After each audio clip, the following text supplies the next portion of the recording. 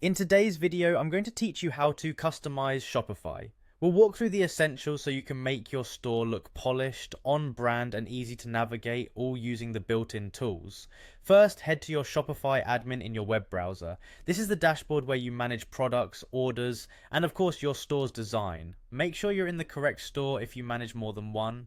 On the left-hand menu, select Online Store, then click Themes. This is where your active theme and any other themes you've added are listed. Your active theme is what customers currently see. Will work right inside this area to make visual and layout changes without touching code. Next, click Edit Theme. This opens the visual editor where you can design page layouts, adjust settings, and see your changes in real time. If you ever feel unsure, remember that nothing goes live until you save, so you can explore safely. Use the left sidebar in the editor to choose which page or template you want to work on.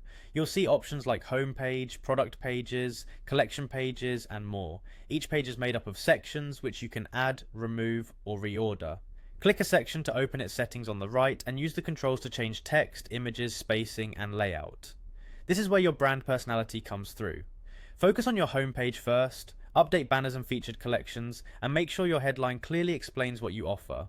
In the header, upload your logo, choose your navigation menu, and set how your menu behaves on mobile. In the footer, add useful links like contact, FAQs, and policies, plus your social icons if you use them. Then move into theme settings to refine global elements like colors and typography. Pick a color palette that contrasts well for readability, and choose fonts that are consistent with your brand voice. Small changes here can make the whole site feel cohesive. As you work, preview how everything looks across devices. Use the desktop, tablet, and mobile view icons at the top of the editor to switch perspectives. Scan for issues like oversized images, text wrapping awkwardly, or buttons that are too close together on smaller screens. Make quick tweaks so the experience is smooth everywhere. When you're satisfied, click Save. Saving locks in your changes so they're ready for customers.